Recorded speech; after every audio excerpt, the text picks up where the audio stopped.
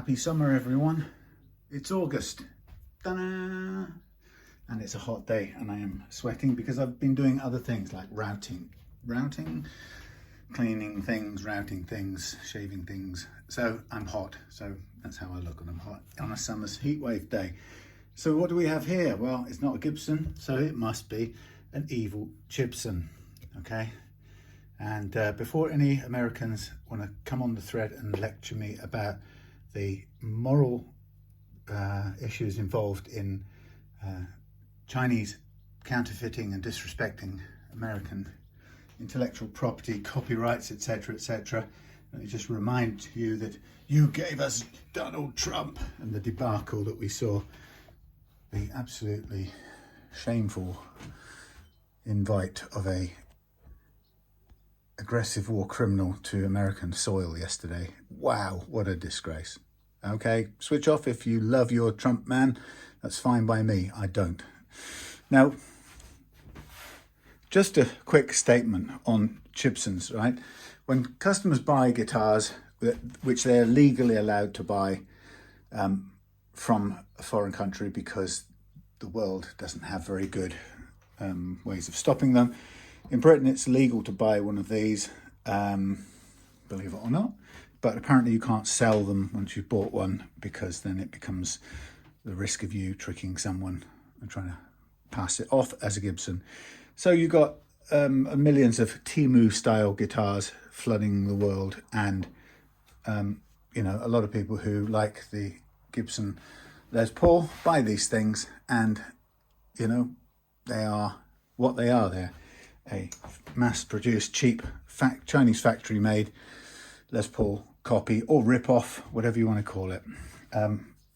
And whether you believe there's 1,000,000% difference between the actual Gibson thing here, which I've got one that I've repaired and had some fun spraying in different colours, completely broken neck, repaired, and I'm going to do it up to my own preferred finish and hardware. But that's a Gibson original body from a studio and a neck. So that's a real Gibson. Whoop-de-doo. And here's a pretend one. And yes, it's made of all the cheapest components that the Chinese can lay their hands on. But the question is, does it work and is it playable? Well, right now it isn't. And there's a couple of major reasons for this before we get into any details. The first of all is that you can see the action is set insanely high and the bridge is right up on its back legs. I presume there's a fret unevenness reason for that, which we'll probably come across very shortly. At the other end, there's a terrible plastic nut, which will be making this a nightmare as well. So my setup is going to take care of both those things. We're going to get a nice low action with fret leveling, and we're going to get a nut that's good, cuts. It gives the correct first fret action and is beautifully set up to stay in tune. Now, you know, what is there in this thing? Well, it's very light for a start. I mean, it's not very light, it's nicely light.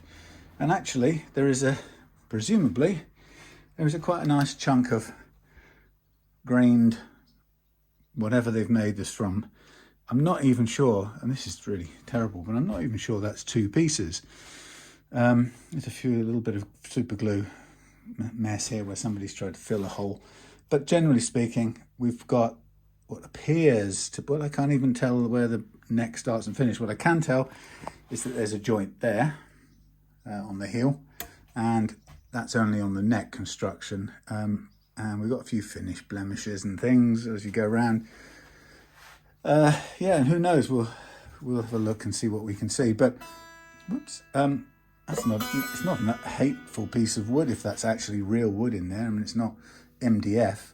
It feels light, much lighter than many a Gibson Les Paul, and it has a kind of not very convincing sort of photo flame attempt. It doesn't react in any light because it's just printed on, really. But you know, it's a Les Paul shaped thing. So let's get straight into it. I mean, it's unplayable as it is, simple as that. So first thing I'm going to do is I'm going to take down the crazy high action on here. Well, let's do it in the standard order. Let's see what the neck relief adds up to, and a general sort of look over it. And I say, forgive my boiled, it's currently 26.5 degrees in here, so it is hot. So let's just see, do we have any, no, we've got no back bow in the neck, or no relief in the neck at all. So let's get the truss rod cover off as a start point, and let's see if the truss rod works. Now it's flat, and we probably still can make it playable, even if it was stuck flat and the truss rod didn't work. They've got the 2-screw, they've attempted to make the 2-screw truss rod cover here for so-called authenticity's sake, but we all know it's a fake. So now I'm struggling to get this to lift up because it's not really, doesn't appear to be screwed into anything. So can we get it out, please?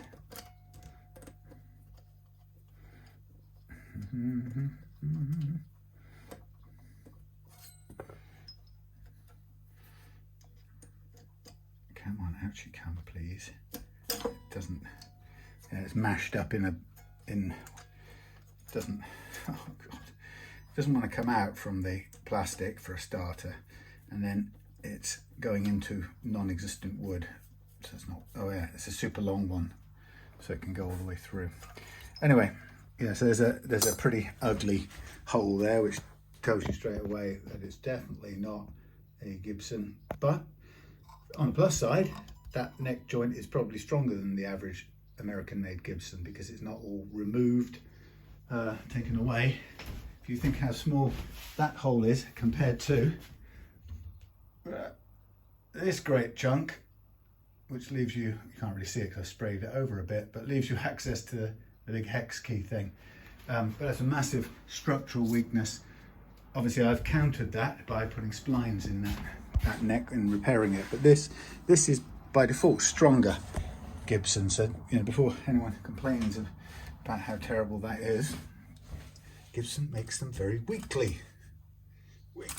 Now what I'm going to do is I'm going to just try and put a little bit of oh my, come on, bit of relief into this neck. So I'm going to just dial counterclockwise on the truss rod, and this should allow the strings, which putting the same poundage on whatever whatever height they're set at, they're pulling a certain amount of force onto this neck. And now when I slacken the truss rod counterclockwise, it should allow the strings to pull more of a curve, relief curve into them. We just want a tiny bit more than none. That's what we need. So I'm just checking. It's really not doing much. It's just a tiny bit, a fraction more than none. So what I'm curious about is what kind of truss rod they've got in here. Does it go actively in the backwards department? I'm not even sure it does. I'm going the other way and it's tightening up. Normally on a sort of single action truss rod, they tend to just come undone at that point. But this has the whiffest whiff of relief. But I have to say, cranking the truss rod doesn't really seem to make any difference either way. So that's a problem, but that's what you get with your cheap Chinese components. Right, well, we have the tiniest whiff. We're going to have to work with what we've got, which isn't much. So now I'm going to dial in the playing action down to where I would have it, my personal choice. And the thing about this setup is what we are going to do is we're going to set the action the way I want it, and then we're going to make the frets comply with that. Let's get it in tune so we're putting the right amount of force on it. It probably would have helped if I checked the relief with the strings. Don't know.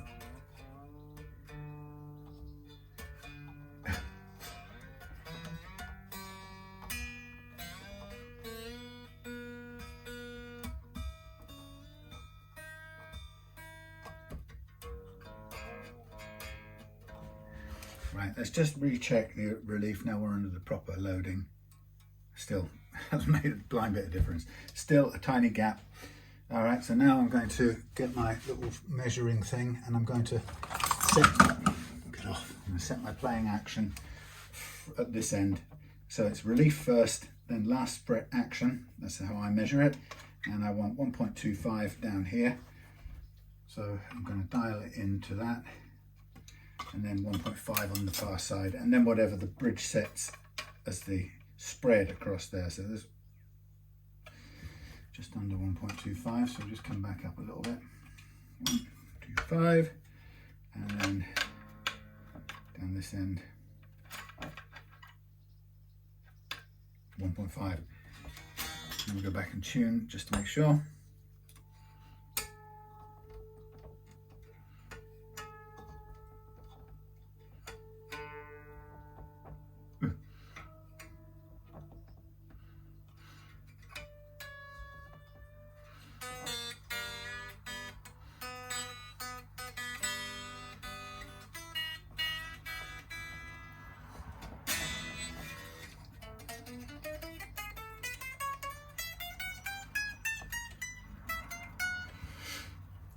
Right, so we got the relief where we can get it, which is currently a tiny bit more than none, which is okay to work with.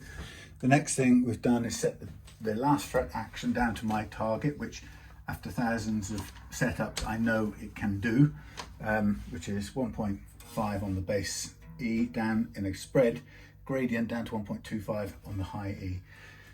Now the thing that's probably the worst part of this guitar at the moment is the nut. So we're going to knock this off. Knock it off! We're going to knock it off pretty much straight away. So there's a little chip in the fingerboard here. So it's like a thingy in the wood. Defect. Oh, these strings are a bit mucky. Probably need gloves, which I've got a load of actually. But anyway, so we're just going to get rid of this nut once and for all because it's garbage. Oh, you see it grabbing the strings. So people don't realise, many people don't realise the importance of the nut or the centrality of the nut in your guitar staying and playing in tune or not. Now this nut may have been glued in, sort of glued into place a little bit. So we have to do what we can to get it to release, but unfortunately it's not the easiest thing in the world. There you go. They don't really care how clean this is. It's got a tiny shim under one side of it as well, interestingly. I don't know if you can see that. So it's put it in, and it's it means the shelf here isn't level. Shelf isn't level, and they put a little wooden shim under it to sort of line it up. Well, we don't have to worry about that. I don't care if the shelf isn't totally level, because with our new nut we're going to set it the correct way anyway. But what I would like to do is just clean up the whatnot, the shelf a little bit. So we'll take that out of the way. Can you see what I'm doing? Yeah, there we go. So just clear that out of the way. All this paint here, by the way, is trying to flake off. It's just terribly done. You can see. In fact, I'll just let it flake off, frankly, because we don't want it going any further. So we get ourselves the little what do you call it? The Hosco nut shelf scraping file, and this is really uneven, so the glue they've used is bumpy and all over the place. So what we're looking to do now is just flatten this down somewhat so we can get a nut on there in a sort of nice, smooth, seated way. But this may be a lot harder than we think, because they're not that bothered in the factory. So we're going to probably need a variety of approaches here. Scraping with the blade, trying to get the glue off the front edge of the fingerboard as well as much as possible. And so the idea is just to prepare this as well as we can for a new nut, which is going to go on there. So this nut is currently a tiny bit, what's the word, wide for this shelf. So what I'm going to do is I'm just going to push that off to the side and bring up my sanding board. Sorry about the noise.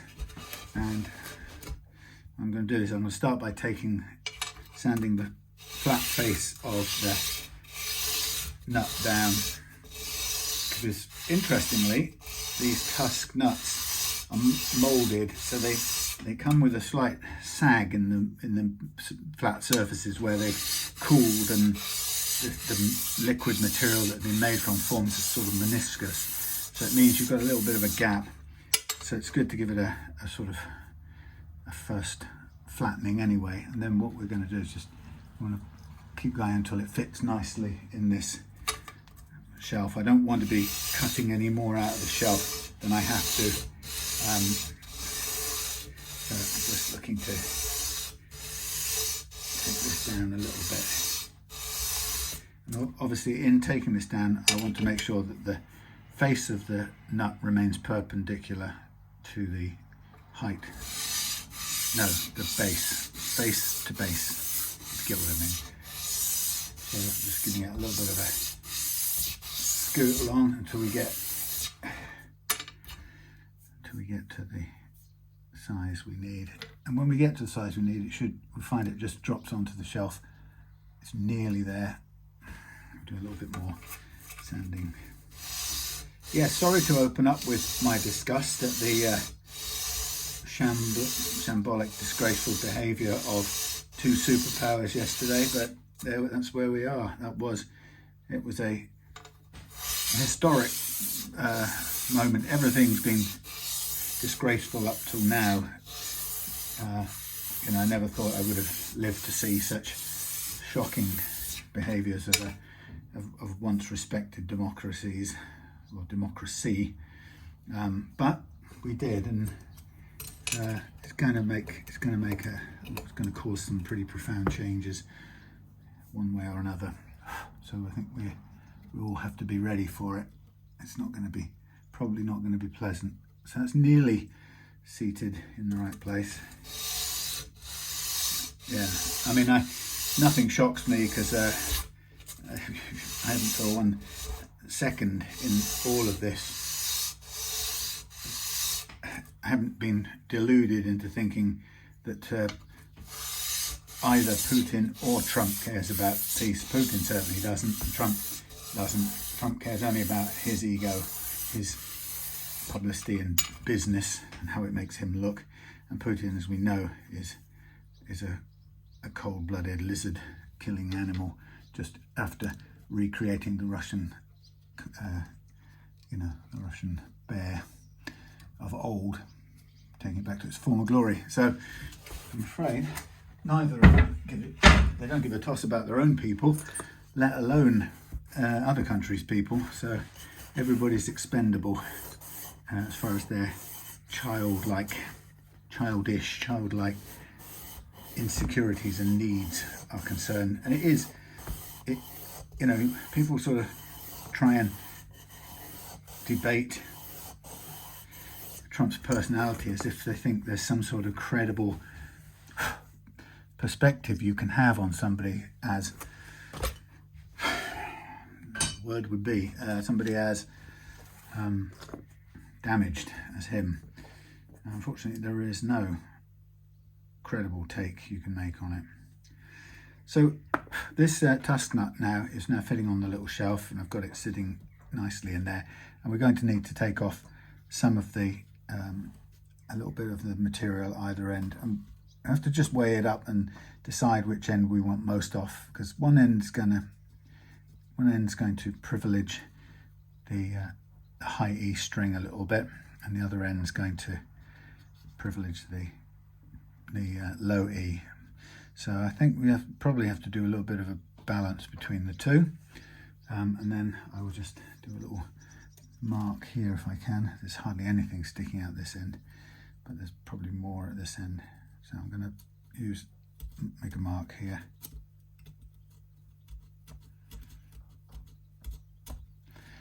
So the majority is going to come off this end, which I'll do using the thing over here, which you won't see.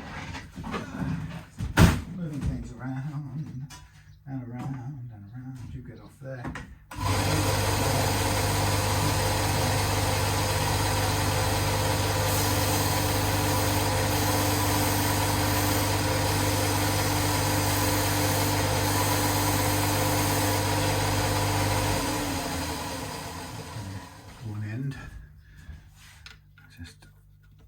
broad strokes at the minute, one end, and then we'll do the other end a tiny bit on this other one.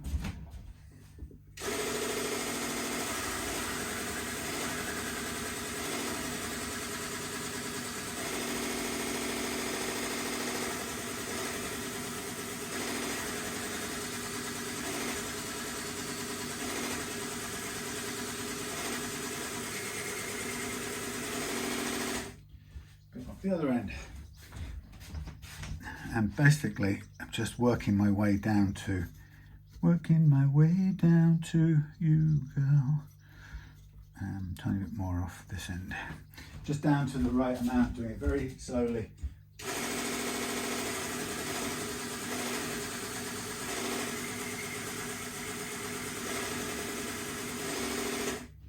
And I'm using the second of these little sanders. Is very slow, it's not got a lot of power to it, so I can get there in a very slow way.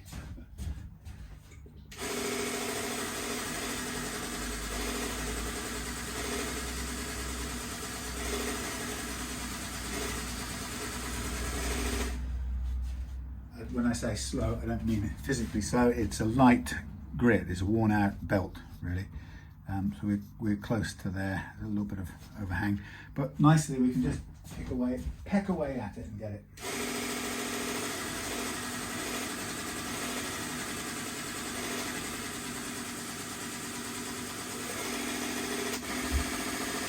Stop. And then once we get the width right, then we can concentrate on the next dimensions, which will be next dimensions will be the height, important part of it.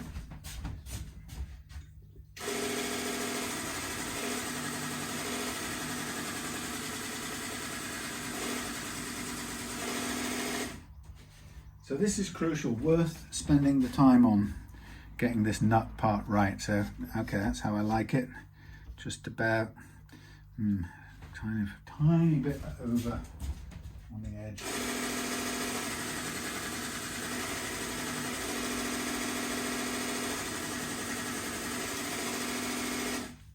Putting a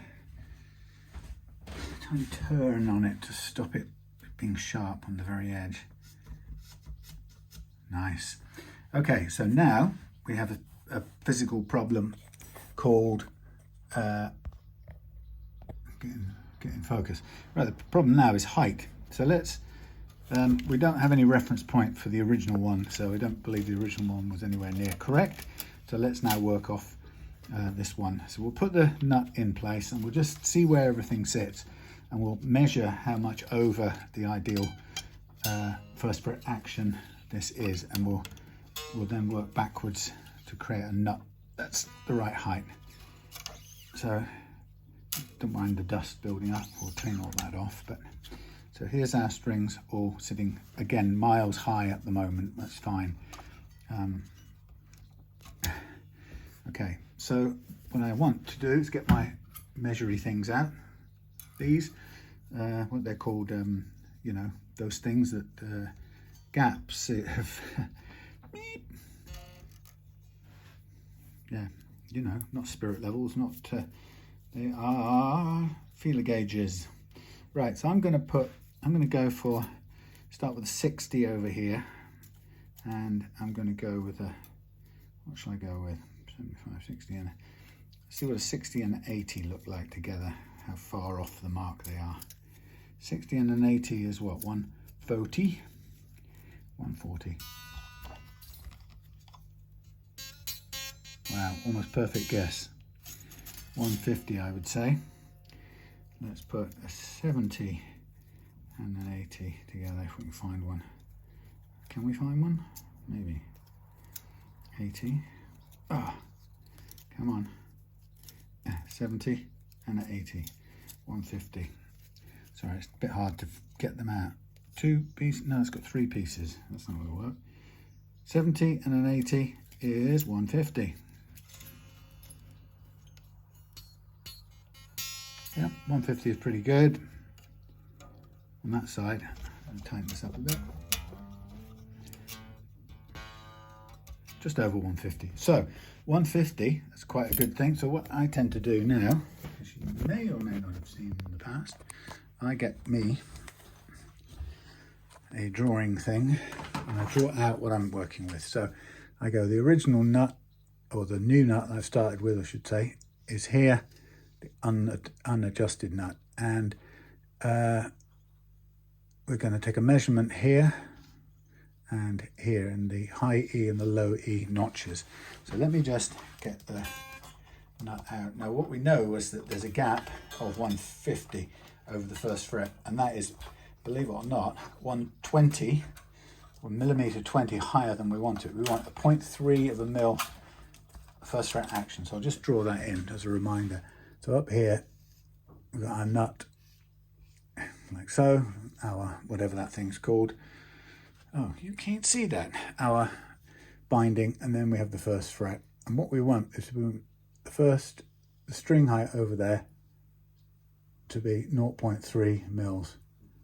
That's the ideal action. Now obviously it changes depending on how high you have this set, but at an action of about 1.5 millimeters to 1.25 at the last fret, we want the resultant action over the first fret to be 0.3 of a mils. Now we know that it's currently measuring just over slightly greater than 1.5, which means we've got to take away at least 1.2 is the equation, minus 1.2.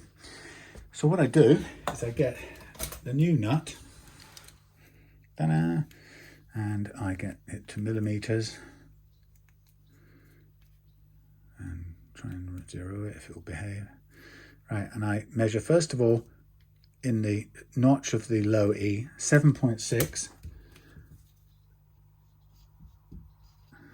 And then I do the same in the high E notch, which will be bigger because we can't get the caliper blade in there. 8.48. So you got 8.5. Okay, so that's what they're currently at, and we know that we want to take away minus 1.2 from both.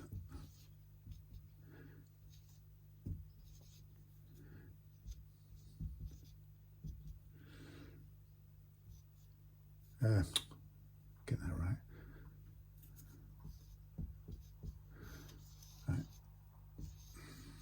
So target is 7.3 on the top side, add 1.2 equals 8.3 plus 2, 8.5, and then 6.4 target on that side now, plus 1.2 gives us 7.6. Okay, so that's the targets we're aiming for, which is great. So let's put all this away and go back to our 0.3 of a mil, which we're going to use when we finally get back to it. All of this back out the way. Keep that one out for use. Let's put the guitar out of the way a bit. Okay, so now, now keep going, keep running. You can zoom down? Yes, you are. So now what we do is we get out our sanding board again, and the idea now is to sand down 1.2 millimeters off each of these from the bottom. Now what we can do, just to give us a guideline, is to measure up 1.2 on the caliper, which has little sharp edges, and then we can run that down the bottom of the nut, and that'll give us a little cut. And usually, well, maybe you can't see it there, but if your hands are dirty, which mine aren't dirty enough, you can usually sort of get a little line down there where you can see as your guide mark. But I know I've got to take the same amount off each side, and I've got to end up with 7.3 and 6.4. So I'm going to do an even sand, and I know I've got to take off a millimeter and 1.2. So it's going to be fairly heavy, and I'm going to hold it vertical, and I'm going to rock from side to side, pressing down the same amount on each end, I hope. And then I can take a quick look at my marked line. I can check that now we're leaning a bit towards the front, so we've got to lean a bit more on the back here now. So I'm going to do that straight away while I've got room to do it. So I'm going to square it up, and this is obviously by eye and through experience only. So more squared up. Now as you get closer to it, you get to have to now sort of lighten up where you're going. You've got to get this, the important thing is to get to the height you want, but you've also got to have it square. That's really important, as in 90 degrees between front face and underside. So we've got 7.9, so we've got 0.6 to go, and about the same there, 0.8 on the bass side. So I'm now going to look at this, and I'm a little bit leaning too far back now, but we'll slightly correct it. And of course the idea is once we get the square, we get back to the square 90 degrees, and we get closer to where we're going, then we sort of lighten up what we're doing. So 7.7, we're 0.4 off on the treble side, and 6.9, we're 0.5 off on the bass side. So we're getting there, it's looking good and square. I'm going to do a little bit more, a tiny bit more leaning on the bass, or heavy on the bass end. Hopefully keeping it nice and square. And that's, if anything, that's getting a little bit acute.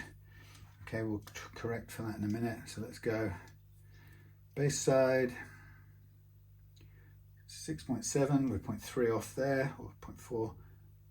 7.6, 9.4. We're same now, we're evens on both sides, and now we're looking at a very slight lean back forward on here.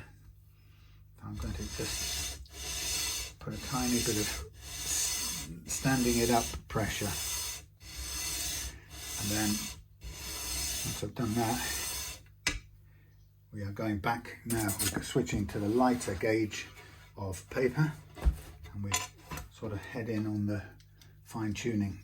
Now you notice I haven't used any nut files yet. There's 0.3 remaining there, and about 0.26 there, so we're very close.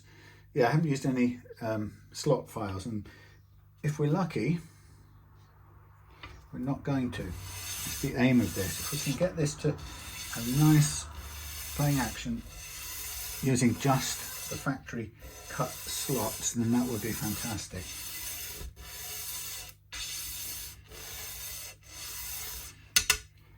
How are we doing? Okay. You can see the line we scraped. That's good. Nearly on it. 7.3, just, or 7.29 on the treble side. 6.47. I think that is going to be a place to stop. That's nigh on perfect. So what I'm going to do is just cut off any, or scrape off any burrs. So we're getting closer, and the thing we now do is we put this back on for the time being. Before I put that back on, I'm going to get my pen, and while the strings are slack, I'm going to mark up all the frets for the next stage of the process, which is precision fret leveling. So the great thing about doing this, and a load of people, let's put it another way. There are people who believe, and I used to when I was younger, people who believe that, and understandably believe, that the way you get a great playing guitar is you spend a lot of money on a well-respected brand, and there's understandably an expectation that the more money you spend, generally, the better quality and the better playing guitar you're going to get. And I believe that, just like anyone else of my generation did. Over the years, I've discovered that isn't the case. You get better parts, sometimes you get better setup and finishing. A lot of the times you don't. It isn't a guarantee. And the question is, quite often, is do you get X amount worth more? You know, is it X much better? You know, 10,000 quid better. Okay, and the answer is often no. So the great thing about doing guitars, I've learned, is that even a cheap guitar, providing has the basic things of nut, saddle, frets, can be made to play beautifully, and far better than many off-the-shelf big names as well.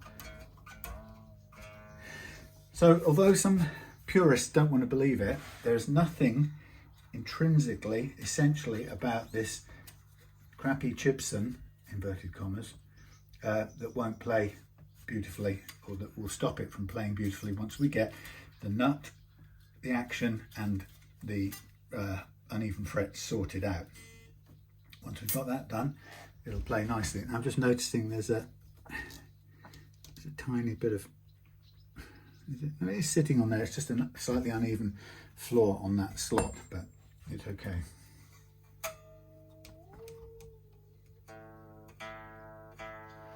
Now notice already the tuning is linear.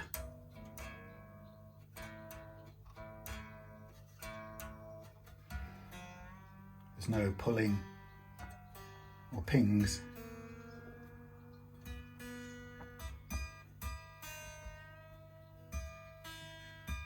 Goes up perfectly as I turn it. Okay, so now I've got the new nut in place, not glued, not sanded and rounded off yet in certain places, but it's fitted, it's the right height. We've got a lovely low first fret action. We could get in focus, would you? Might be able to make still some tiny tweaks if we want to. I've masked up the frets. We've got a tiny bit of curvature in the neck when the strings are at full tension. And then we've got the last fret action set at 1.5 here and 1.25 over there. We set that by virtue of adjusting the bridge, which you can now see is a lot lower than it was to begin with. And of course it gives a much lower playing action. Now, wouldn't surprise me at all at this point now to find that it isn't in focus for some reason. Wouldn't surprise me to find if every note on here now is choked. So, okay.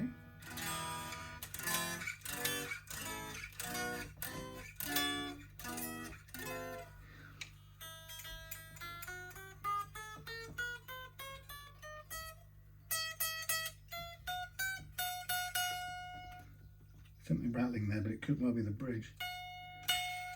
Yeah, that's a metallic, sympathetic rattle.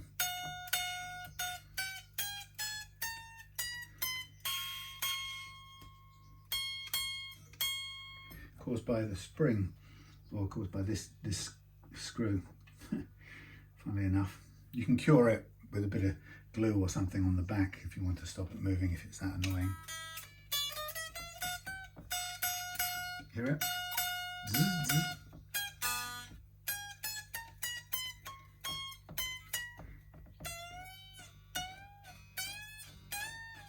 Not bad. Bit dead. 12, 15, 19, 20.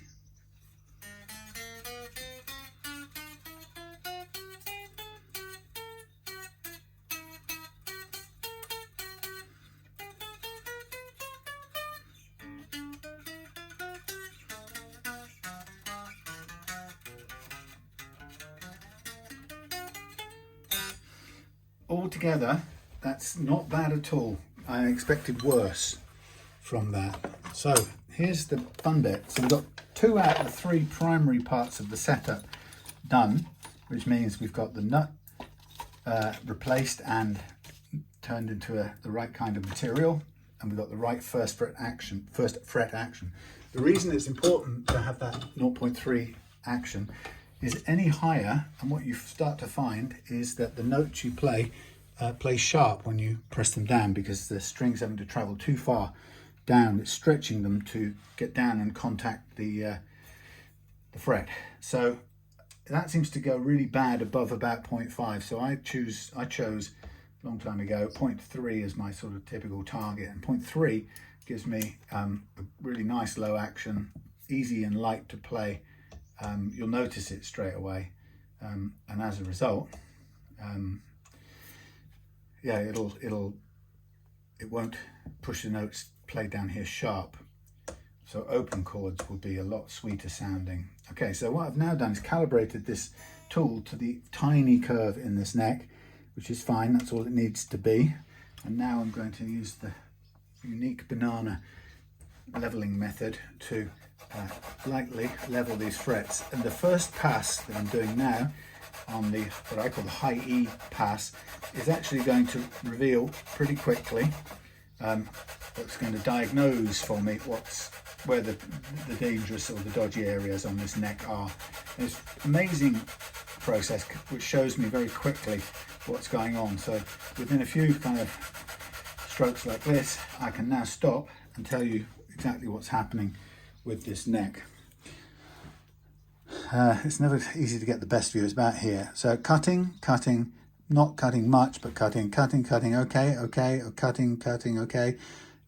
Starting to fall away, so it goes low here.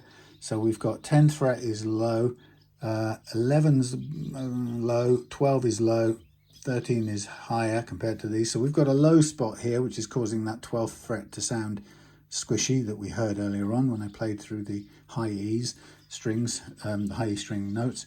So that a low spot accounts for making these seem higher. And that's why then we need to take these back a bit. So we're cutting here. We're cutting right on the edge here, but not inside there. So it goes from being slightly high to low, and then it goes from low to being slightly higher. And then we've got a low spot here and a low spot there, and that one's cutting and that one isn't. So it's not the worst neck I've ever come across on any guitar. And I'm just going to do another second run over the same, over the top of it just now, just to kind of, the second little push at it tells me more about the extent of the unevenness. But again, this is no more startling than millions of guitars of much higher value and made by proper guitar manufacturing names. So nothing unduly worrying here. So now I play these notes, and I'll probably look out for 12 and 15.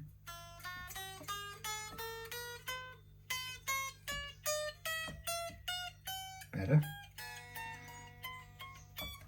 Fine. Sorted out those notes. What we still haven't got to yet is the bends, but the bends really need leveling out in the B and the G track, so we'll get there as we carry on. So let's get on and do the B track, and I'm going to use the same configuration, whatever that word is, the same curve on the tool. Now, we tend to expect to find the low spots continuing. If it doesn't continue, it tends to be a fret issue. If the low spot that we found before continues, then what we tend to be able to conclude is that it's a low spot on the neck,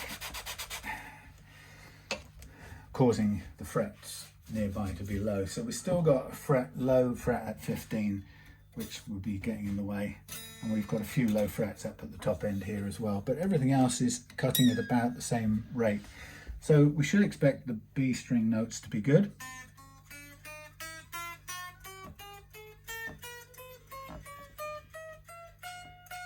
That's rattling on the equipment up here.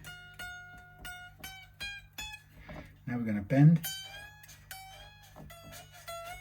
Just testing the bends of the E strings into the B track.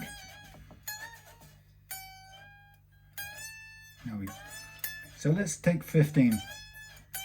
See how 15 chokes out, not chokes out, but zizzes on the bend. So now we're going to calibrate for the G track. Now, getting the G track frets really level helps cure those zizzing notes we just got on the E string bends, and that's because the notes struggle there because the geometry changes as we're bending the string. It's going uphill and then back down to an anchor point down here. So it needs not extra space, it needs the frets to be extra level down there. But we said the 15th was bending and zizzing. And the great thing about this method of leveling is that once we've done our bit of leveling, we should be able to check with our ears, our hands and our ears, to see whether we've fixed the problem or not. So we're looking for the 15 bend, high E bending on the 15th upwards across into the, what I call the G track. And once we've got that, then we'll be good to move on. So that's my main concern. So I'm just going to get the dust away. So years of practice and experience will tell me how much is too much, or when's enough to level to. Now that little rattle is still the hardware on this bridge.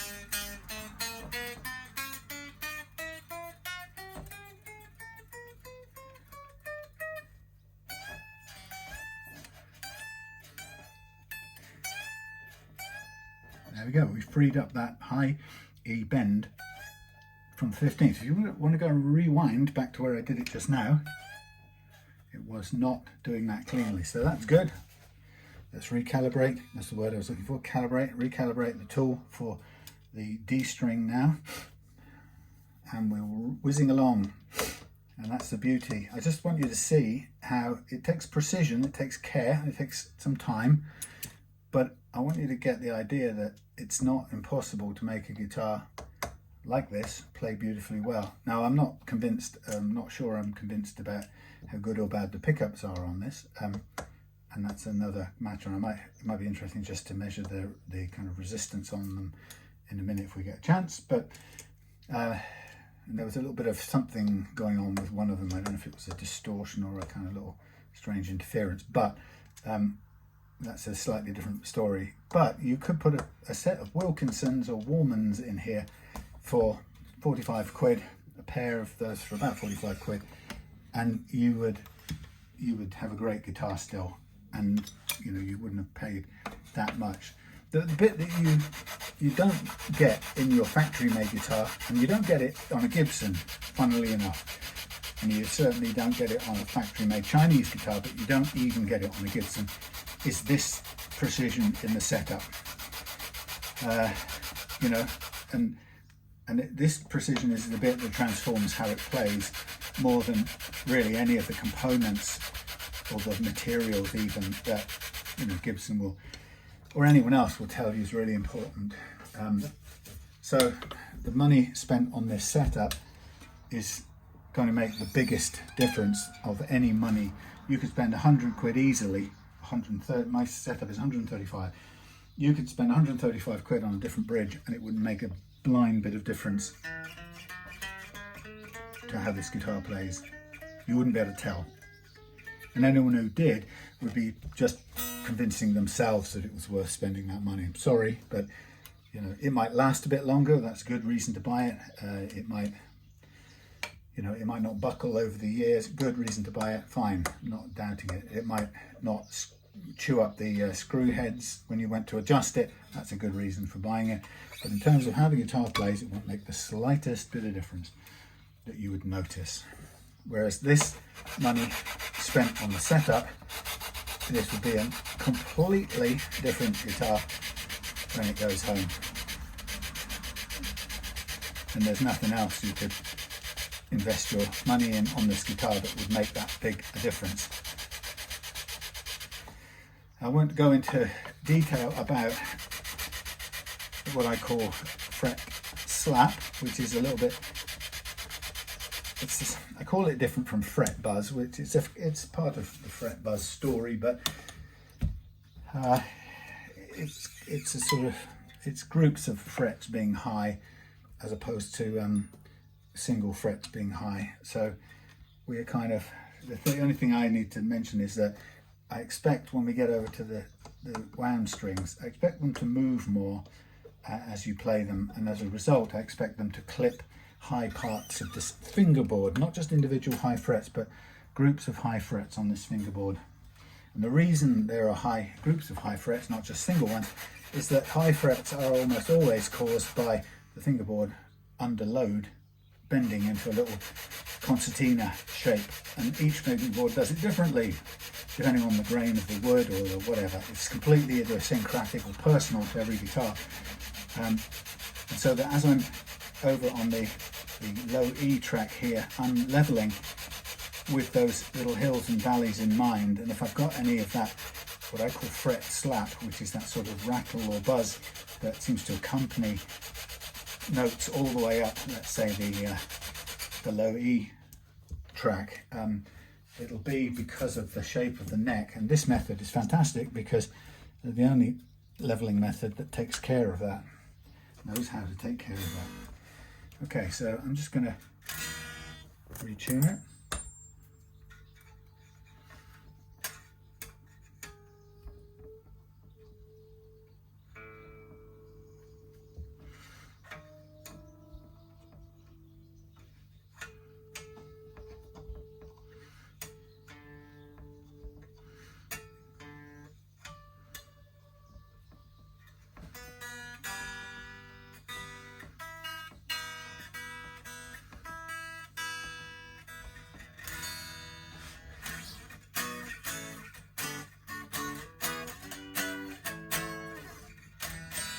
Now while I'm here, let's do just a quick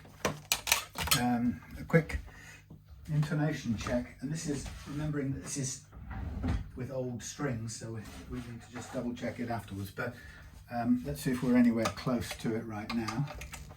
Might as well while we're at it.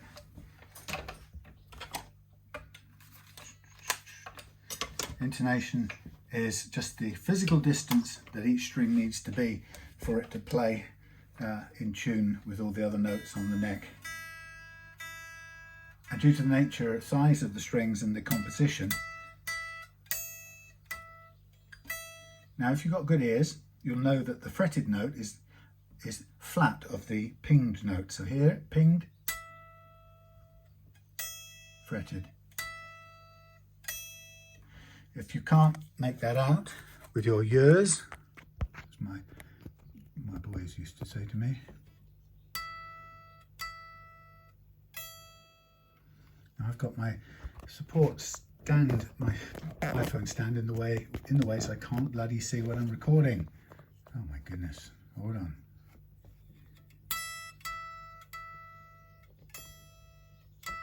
See, on tune, on the ping, flat. So that means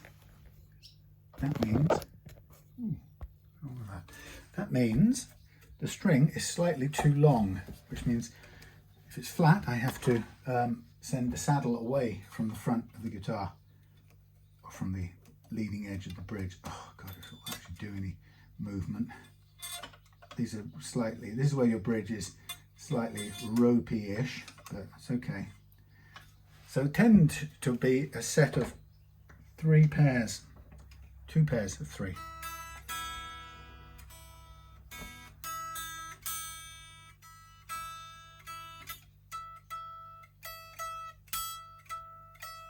Now what am I talking about?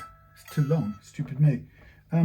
Right, okay, that's interesting. So we do have a slight problem here, which this, sorry, I was going at it. Typical me, if I can get it back to front wrong, I get it back to front wrong. It's too long. If the fretted note is flat of the original pinged note, it means the string's too long and you have to shorten it, which means bringing the, thank you for all noticing that and telling me, friends for, it means shortening it so that the note, the fretted note raises up. But the problem is here, we don't have any more room on this little beauty. It's up the front, and that's as front as it's going to go.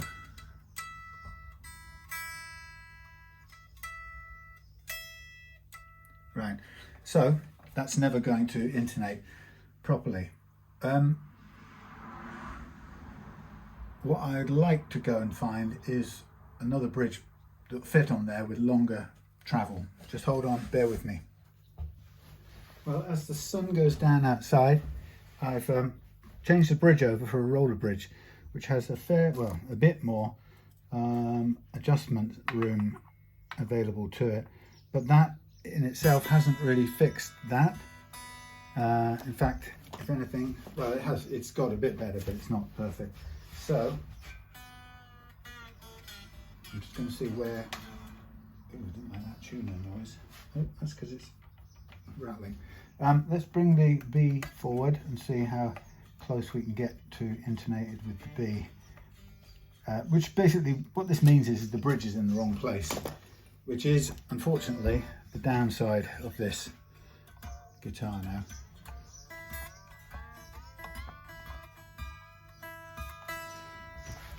So if we look at the, you might not be able to see it. Oh yeah, the string broke, so I had to change the string as well. So let's tune up on the E at its full extension.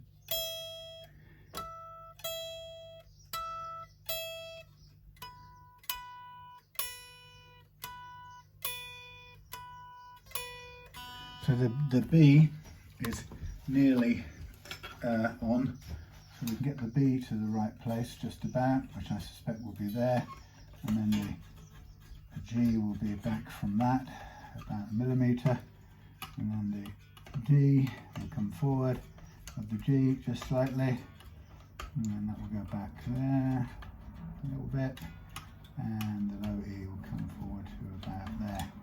Let's see how we do.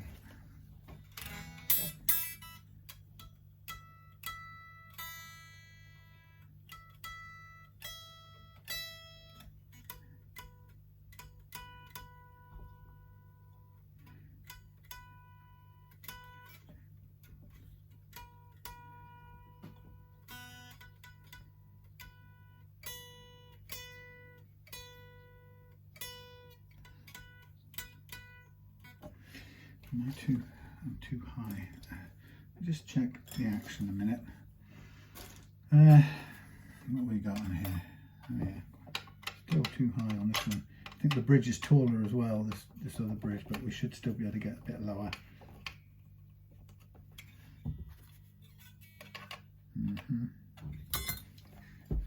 Typical.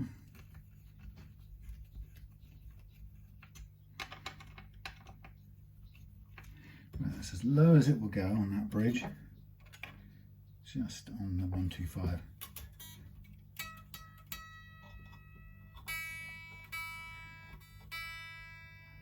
Oh, I'm sorry, what? I don't even know what I'm showing you. What a stupid cameraman.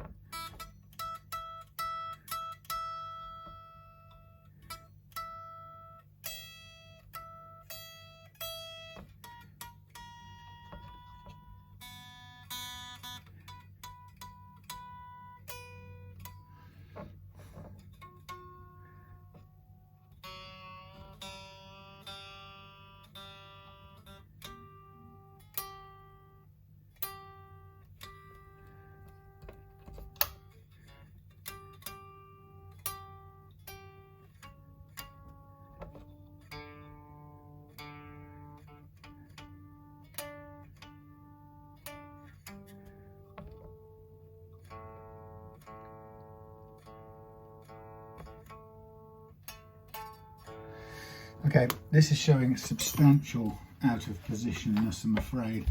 I'm just going to now zoom out and do a measurement with the ruler. So on this, just a piece of information or a bit of background. Any guitar, its scale length, its nominal scale length should be easy to find out. So you measure this from the front of the nut to the middle of the 12th fret, center of the 12th fret, and there's the 12th fret there. So we go front edge of this, middle of the 12th fret, and we go 3, 10, 11, 12, 312. That's 312. Okay, that's halfway, and times that by 2 gives you 624, right? Which should be where your saddle falls. 624. Now that sounds too short. Idea in truth, a Gibson Les Paul should be 314 and 628 to 628. Right, but so this is a little short to the 12th fret for starters. And then if we look at our high E saddle we're positioned on, wow, we are miles away. I'll get a close-up photo of this. So remember, whatever your halfway point at your 12th 12th fret, middle of the 12th fret is, and in this case it's 312, that means the apex of our high E saddle should be on 624. Okay, now if you look over the top of this and see where the apex of the high E saddle actually sits, this is a roller, okay, it's actually sitting on 629. The center of that roller is on 629, and it should be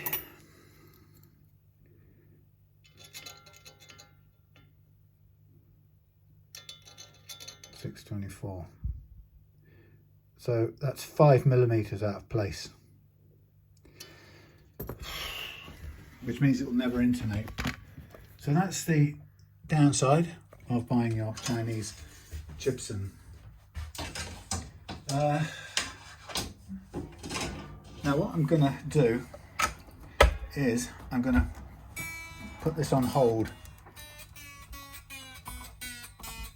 because for a youngster who saved up to buy this thing themselves, that tuner's trying to be dodgy, but it's still working.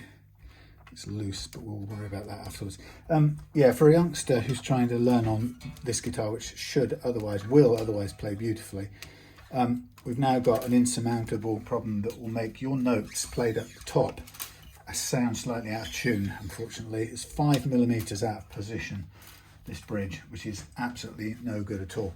So what I'm going to do is I'm going to contact Dad, and I'm going to ask if he wants this repositioning. It's not the hardest thing in the world to do. It involves some drilling, some filling and some re-drilling.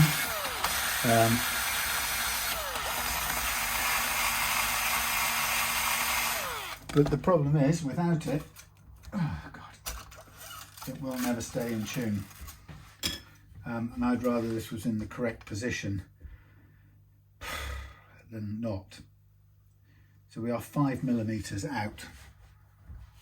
Yeah, and that's at a stretch. That's at the full. That's maxed out. So, yeah. So that's wherever that sits. That's 5mm out. And the other one, the original one, is going to be even more. See if I can just recreate this a minute. So I just know how much I'm going to need to make that movement in the first place. Okay, so this is that one done up as far as it will go. Let's get this out of the way. Catches the nut. Not a bad catch. Yeah, I mean, that's the downside. You'll get some duffer like this, and you know you won't get this problem on a Chibson. But you know, to be honest, you won't get this problem on, you know, a million other kinds of guitars. It's rare, and this is not helped being a Chinese-made knockoff. But there we are. So apart from things like this,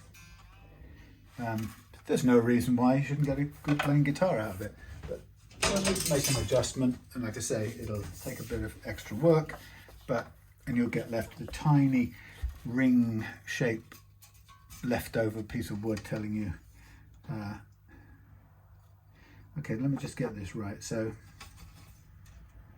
the actual saddle, we said it should be 628, didn't we? 628? 624. So 624 is there, and that's now sitting on, call it 629 really still. So it's 5mm, but really to be by yourself, we'll call it 7mm out of place to give yourself a tiny bit of leeway. So we'll go 7mm move.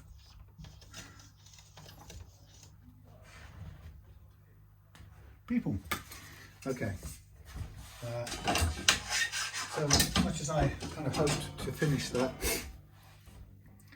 the problem is if I do anything else, let's see, what will it really take to do? It'll take filling that in, filling in.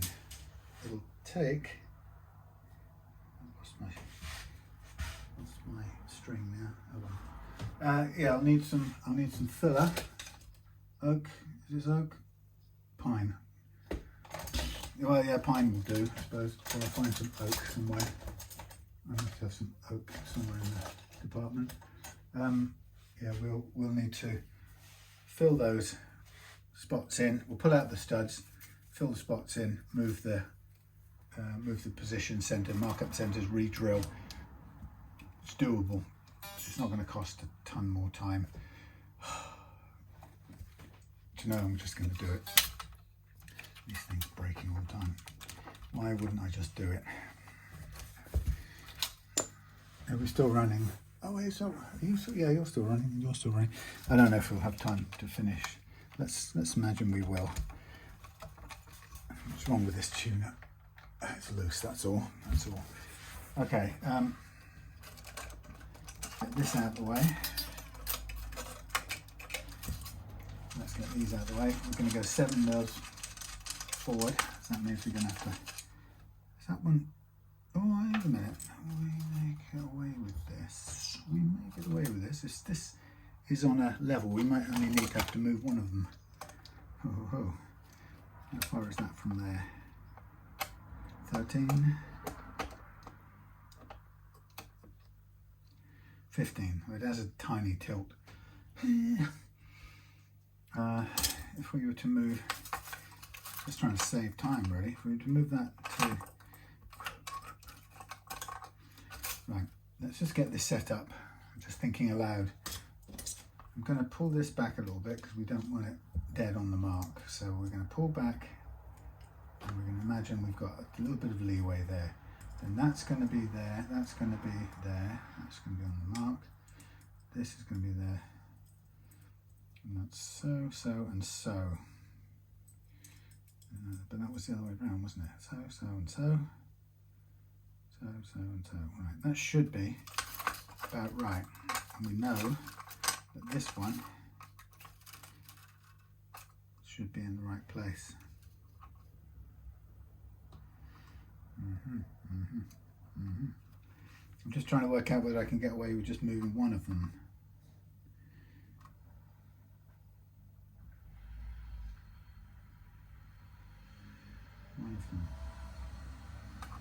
That's 7, we've got to move 7 mils in space. We don't want too much. If we go sideways, we get quite a lot of swing in it, don't we? Sorry, I'm just thinking aloud here. 7 mils off the centre. What's 7 mils off the centre of that? 7 mils. 7 mils. We're going to go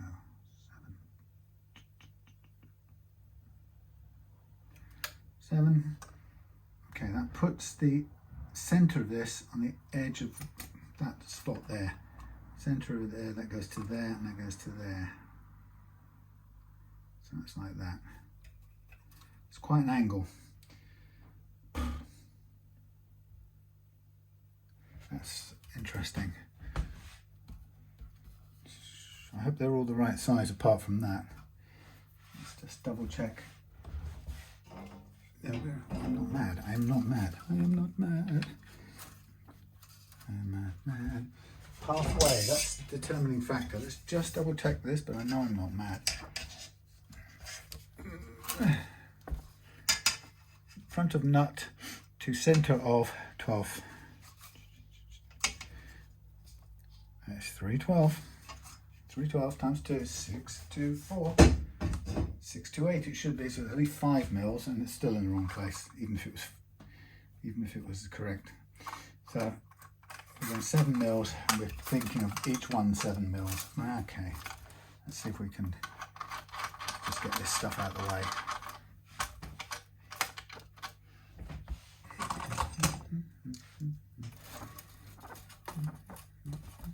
You stay on there. You come up.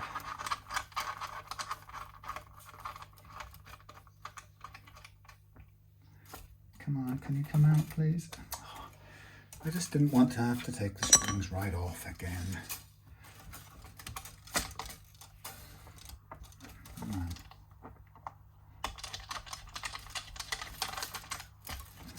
Something like that.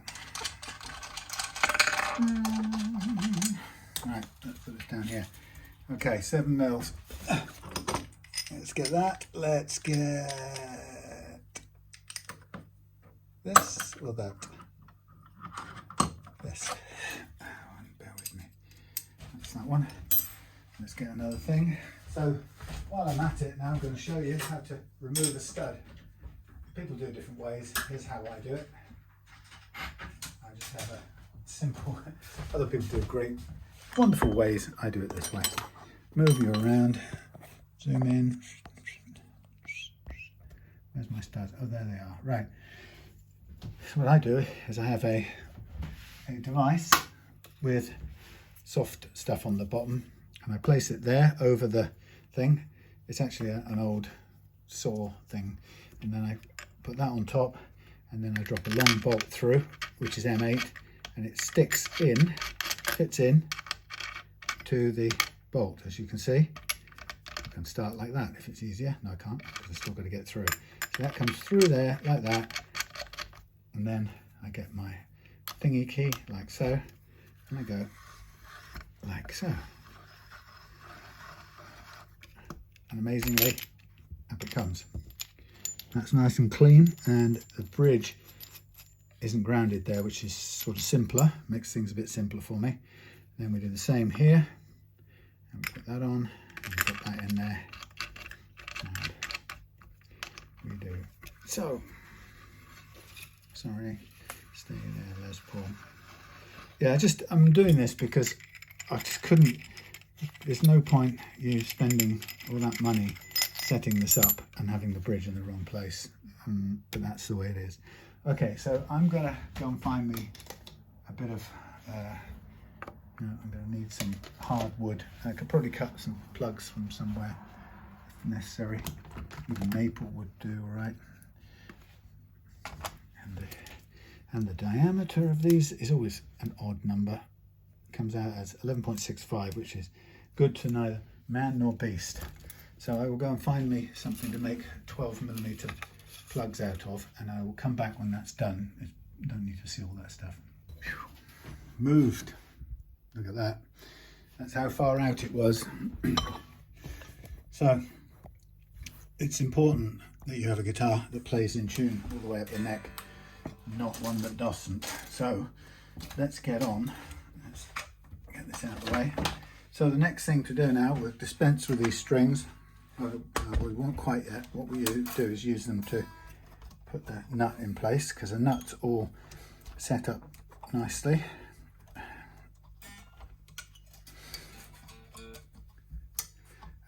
Yeah, so you can see it's gone dark since since that last little moment where I was doing this. So it's taken a while to make some maple plugs to get them all, what am I looking for? Glue. Get some maple plugs, make some maple plugs to shave them down to size, and then to get them in the what's it, get them in place and get the thing redone.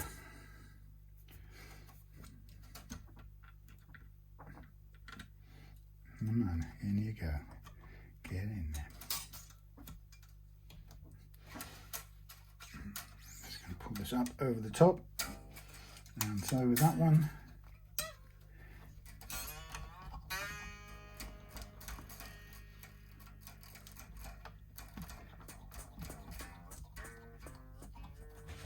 Right, so we'll just quickly let that set, and then we shall move into the bit where we're going to recrown the frets and polish them out, which is again a bit of off camera time for some of it because it's a bit noisy and boring. But so the important thing is, the reason I just went ahead and moved that bridge is because without it, and it's not easy to disguise it. We could get some,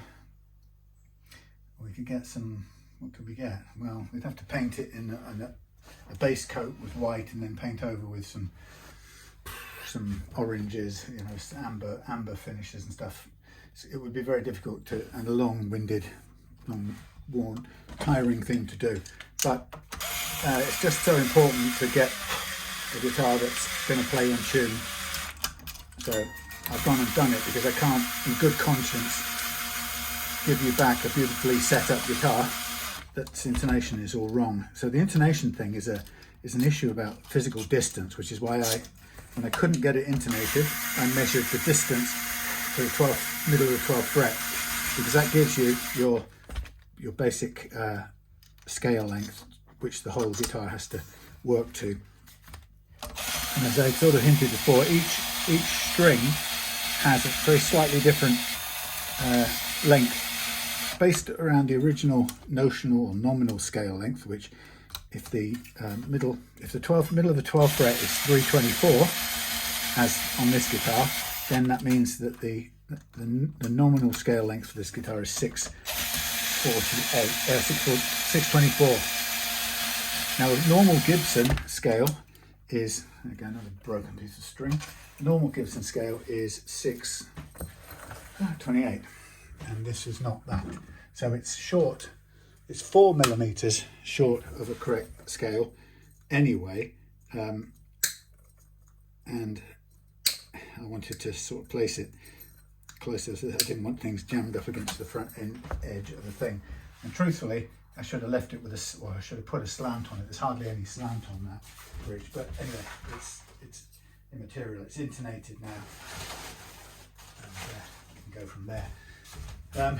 But it's it's a pretty gross, inverted commas, gross correction that we have to do sometimes when we come across something, and it's not unusual for that to happen with a Chinese-made Temu guitar, a bit like this. So the people who are saying, oh, why would this guy put any money at all into setting up a Chibson? They'll be laughing heartily at this point in time.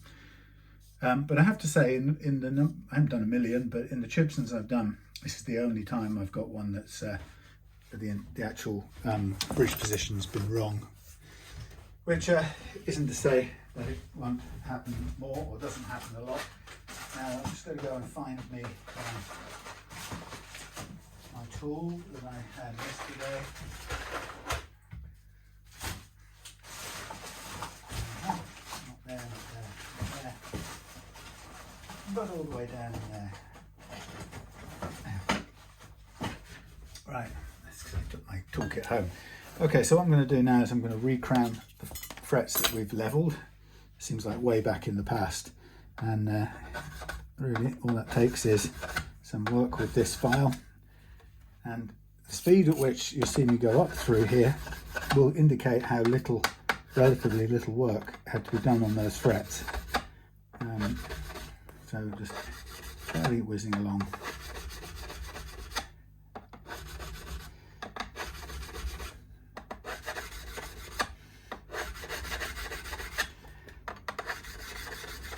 So the idea of the recrowning is to take the flat spots on the frets and just turn them back into an arch shape, which is the way they need to be and the way that the intonation needs the frets to be, so that the intonation point, in inverted commas, is the top part of the fret rather than the front edge, which is what you tend to get if it's got a flat spot on it. So there's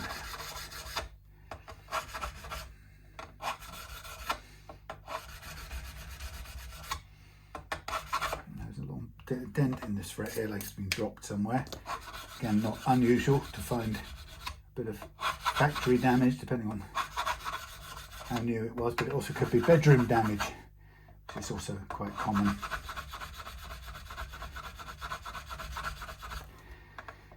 So, yeah, the thing with the bridge is that very often bridges are put back or are set at an angle, which the idea of that is to soak up some of the gross work that the inverted commas gross. I mean the large scale work that the saddles have to do to intonate properly. So they kind of soak that up by putting the bridge at an angle. In this case, it wasn't really at an angle, so I just went off the original, took the measurements from the original posts. And it turns out it would have probably been just as well to have done it with an angle, but that's neither here nor there now. So that's the recrowning done, And so what happens next is we get a cloth and we wipe off the obvious dust and clean that up towards the end. One of the things I wanted to check here while I'm at it is, let me just screw in these here thingies, make sure they're in. No, they're not fully in. I'll stop these tuners moving around first of all.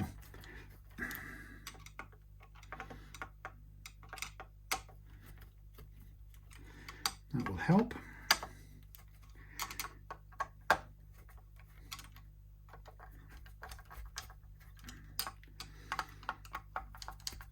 By the way, those serial numbers the factory tends to copy the same serial number on all of their guitars. So you probably find that if you look it up in Gibson, it probably relates to a model made some time in the past. But the problem is, like I say, it's on every single Chibson that's out there. Okay, so that's the crowning done. But the next stage, now we're back on track, although I'm late, is to take the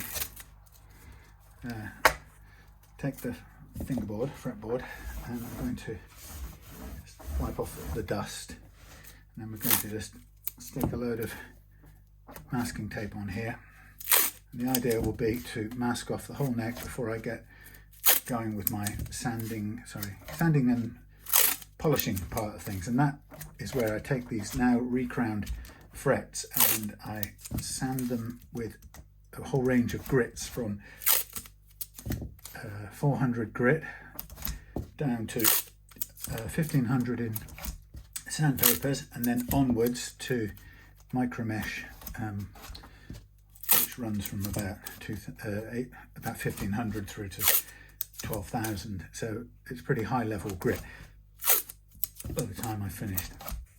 Somebody put a link, or saw a link to a tool for doing this.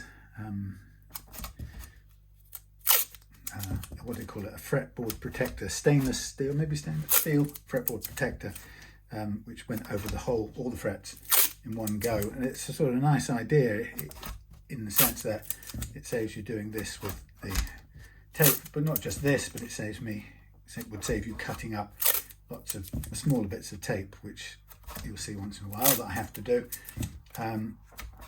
But I don't know, it's something like 60 quid minimum, lowest price I saw it at. About 60 quid with postage or plus postage. And, you have to have one for a Strat scale. And frankly, I don't think it would work for this guitar because this is, inverted commas, so far off the actual Gibson scale, which, by the way, so are some Gibsons. They seem to wander. So the 628 seems to wander about. As long as you can... What's really important is that the spacings of the frets are accurate according to... So they get marked out according to a nominal scale, and then they're calculated from that position. So in a Gibson factory, you hope that the neck is made with the number 628. Oh, they do it in inches, but the equivalent of 24 3/4 inch is input into the equation that tells you where to place the frets. And if it is, then at least your neck is good, and that's what I'm banking on, that this neck is good without measuring each of the individual frets, which will take me forever.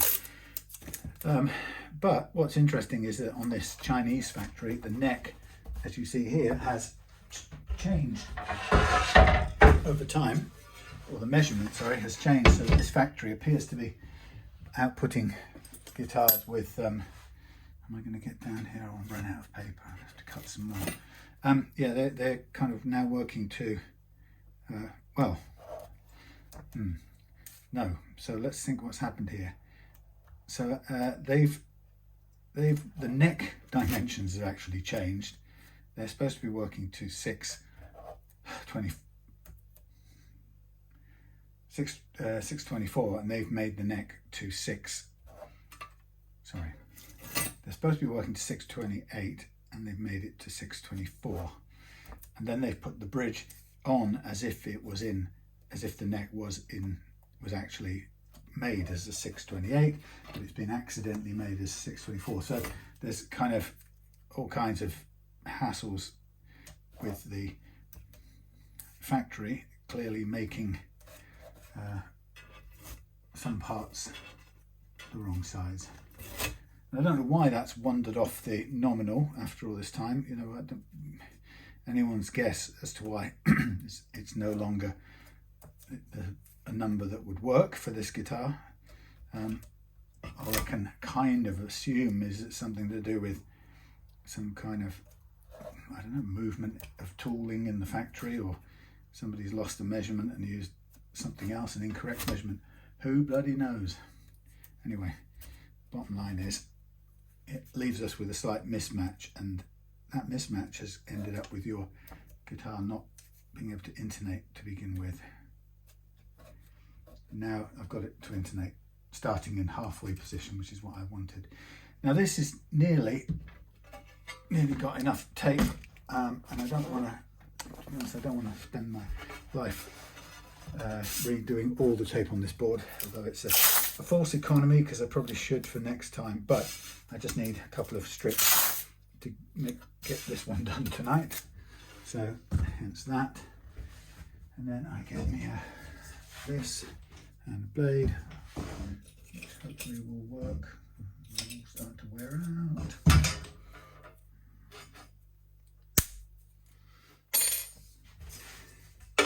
So I'm just going to cut a few more strips.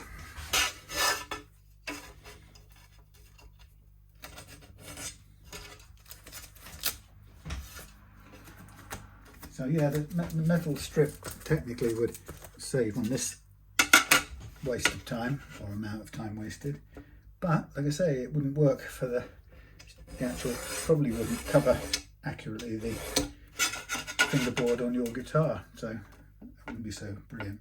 Anyway, as far as setup goes, you wouldn't normally expect to come across as big a problem as we just did there with the bridge being in the wrong position. So that's a rare one. So it's made, in a sense, it's probably made the setup here look a lot more complicated than it needs to be, unfortunately.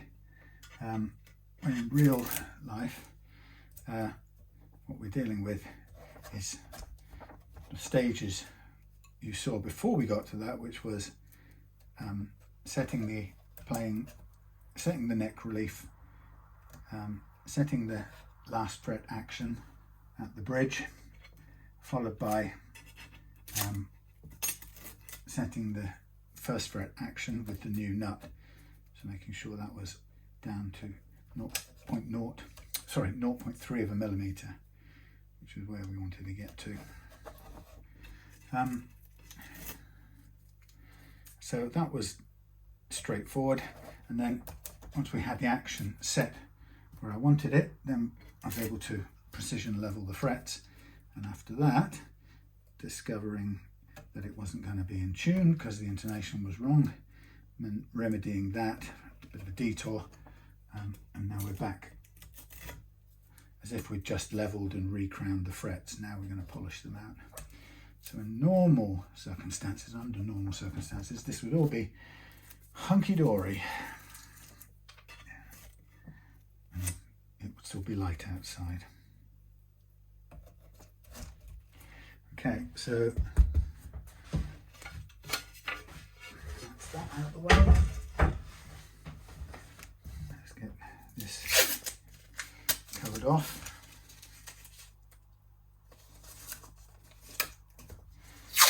So I like to use quite a bit of tape to cover off the finish around where I'm doing any sanding, like here.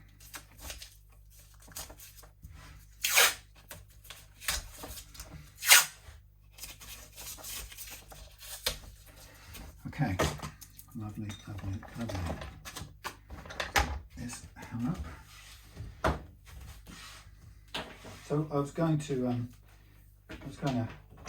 switch the cameras off again, but actually it doesn't seem any point. Let's just get straight into it, and I'll apologise now for it being noisy. Now when I'm in there, I better find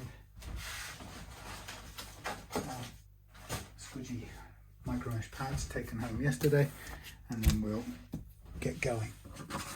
So paper first, followed by micro mesh. It is boring, but hey, let's go, carry on. Right, so off we go. 600 grit, 400 grit to begin with.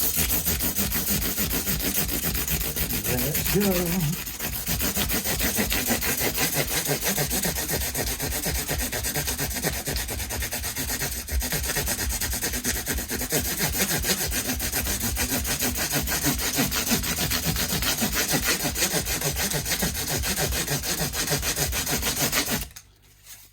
Change over and use the other side, or the other direction of the paper.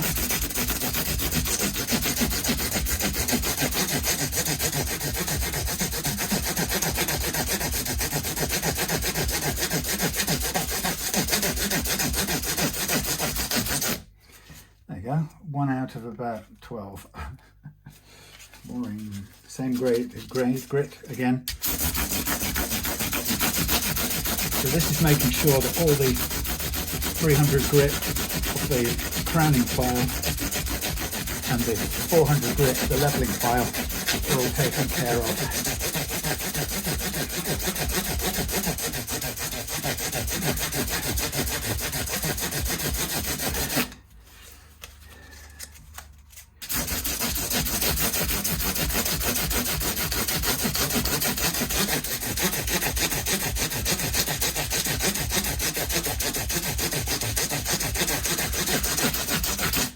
So regarding the refinishing thing, normally I've got to say when you end up having to do little moves of the bridge, it's particularly if you're making a guitar and if you get it slightly off the mark, normally it's only a matter of about 1 millimetre or something, and it's usually side to side correction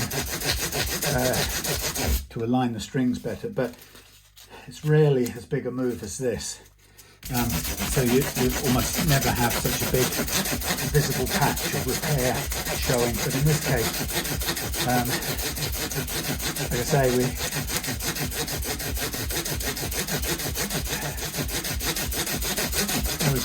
we could touch it up with. I mean, we'd have to do some, cutting back of this little bit of wood, and then we'd have to get some primer on it, and then we'd have to get some. It'd be very difficult. It'd all have to be hand painted. So genuinely, don't think for the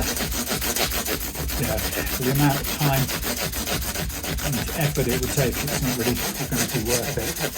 It would cost too much in time, I'm afraid.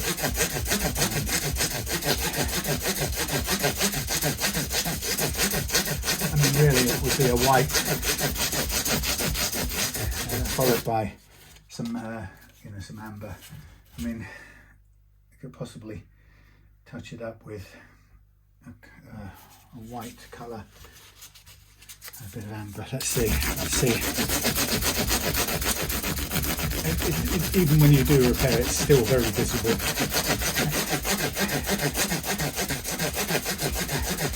It's about getting on and playing it. That's the main thing, really. And this is going to be extremely playable once I finish this.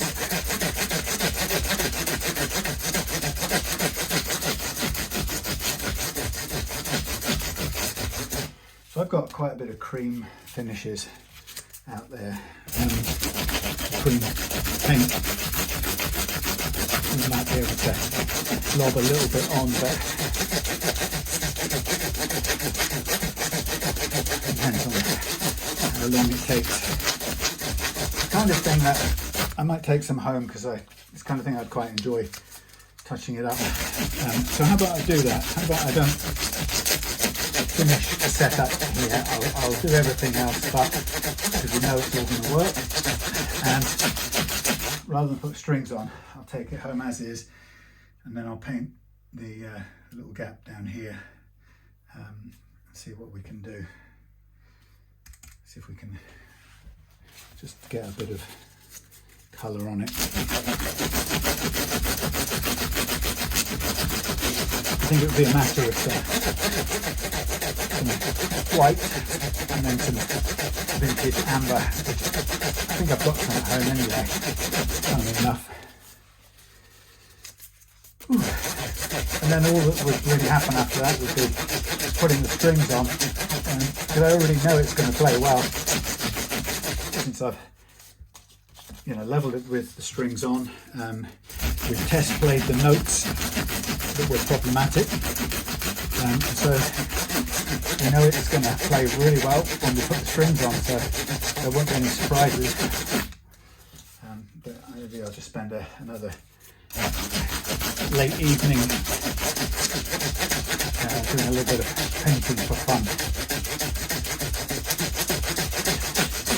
Right, well that's the papers done. They get thrown in the bin, and then we're on to micro mesh, which I think this lot's got to go in the bin anyway. It's just about worn out, although I'm getting some more in tomorrow. It's so expensive. It's about 30 something quid now for this set of 9 papers. Admittedly they're 3 times this length, so I cut them up into 3 sets of squares, and then these wear out worryingly quickly. They do get a hell of a lot of use here, that's true.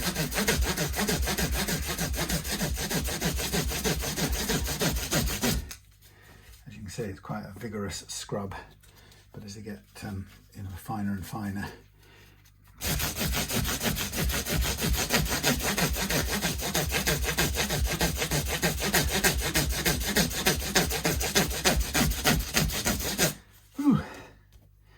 Oh, I've got to reply to somebody when I get home. Note to self.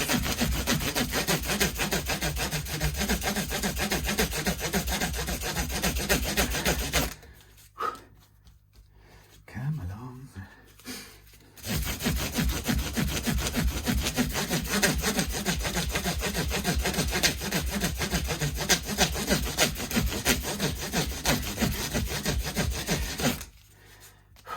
Nearly there, and then we'll unpeel all of this paper,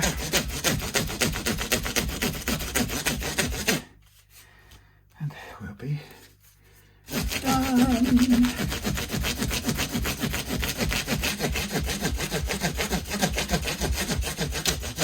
Now I say I'm going to throw this away, but I'll put it on the shelf until I've actually got the new stuff in my hands, because you never know.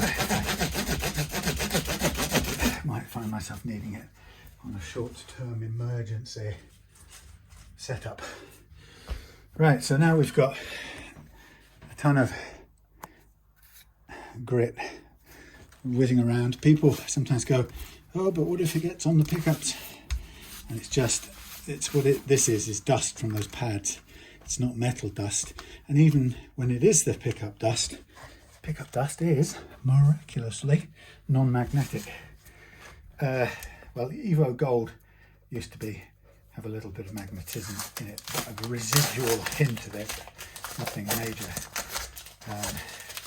You could just about attract a length of Evo Gold fret wire with a neodymium magnet, one of those real powerful bleeders. You could just about get it to work, but it would only just make it move just slightly, but it certainly wouldn't pull it to it and make it go clang or anything like that. It was just a hint. But regular nickel silver fret wire has no meaningful magnetism in it. So no, the dust from fret leveling doesn't go and stick and do any damage to your pickups. It's true that wire wooling is much more likely to get wire wool steel particles, ferrous metal particles into your pickups, which you don't want, because that could cause, or into anywhere in the electrics, you could cause shorts and so on. But it's unlikely. And if I ever do, I sometimes do fret polishing on acoustic guitars with wire wool only, but How many ones have got a new one? That should be. Right, I thought I'm going to take this one home. Use this one here. I'm going out at home as well. Whew. Right, what I'm going to do is I'm just going to give the fretboard a quick rub down with naphtha, which is a finish safe solvent. So it's great for cleaning the pen marks and the grime that you get from cleaning and leveling your frets, and it gets all the dust off and it doesn't do any harm to any finishes. It also very well takes off any glue residue from where we used the tape, so that's good to give it a rub down with that as well around the back of the neck. Okay, I've got one more thing I have to do before I go home as well anyway. I just remembered, pain in the butt. I've got to take the scratch plate off someone's guitar, but find some suspending screws, hanging screws, pick up hanging screws. We'll find some and match them up with some pickups because I seem to have misplaced the originals. Right, okay, so what I'll do is to do this repair, this is going to be a pain now, take that off. That goes there with that. There are the strings I'm going to use, so that can go in the box as well. What I would do is, these don't come out. So we're going to basically work on top of the, that's a new one, isn't it? We're going to work on top of the material here. I think that's pretty much flush with the deck.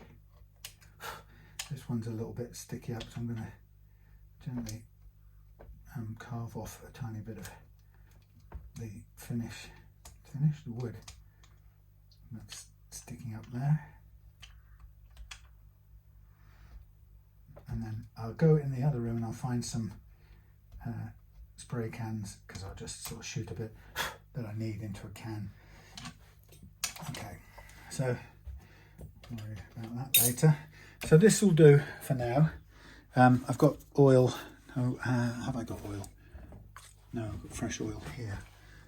I don't know. I've got some oil. I think I might have brought some back in the box over there, which I've got to yet unpack. But anyway, I try to end up with some things duplicated at home so I can work at home when I feel like it, or if I'm not feeling terribly well and I've got to get something done. But here you can see I'm just soaking up the fingerboard with some oil, just so it looks nice and revigorated, revitalized. It just darkens it really. There's no real reason why wood should feel like it needs oil. It's unless it already has oil in it. Some woods, but they don't really mix woods and oils. Not unless you're an 18th century marine timepiece made by someone marvellous like John Harrison. John Harrison? Well, it wasn't George. John Harrison, the famous clockmaker. Anyway, this is it for now. I will take this home. I will do whatever little bit of painting I can do on the back here for fun, see how much I can forge, and then we'll just restring it. And what I can do right now is I can put back on this little what's it? They're not very good. Oh dear, these are not very good screws. The holes are the wrong size for a start. No wonder they're struggling.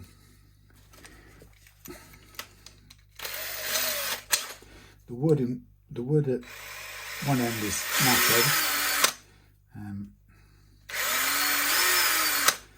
but it'll work. Right. Yes, so then we'll do the rest of the stringing up bit later on when I've attempted my repairs. Why is this so difficult? In there and down, please.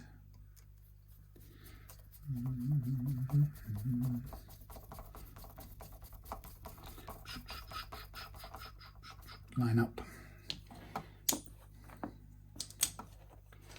Okay.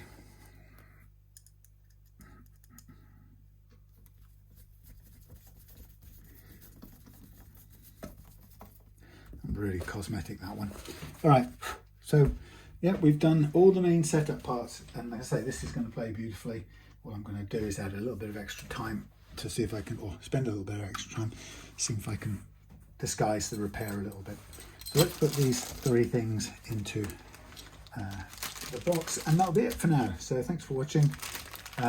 Interesting one, and yes, people, you're right. If it was a Gibson, at least the bridge wouldn't be that far out of position. That's a fact. But having said that, for Chibsons, you know, this is the first Chinese-made Chibson. They're all made in China, but the first Chibson I've come across with a bridge that far out of position. All right, thanks for watching. See you again soon.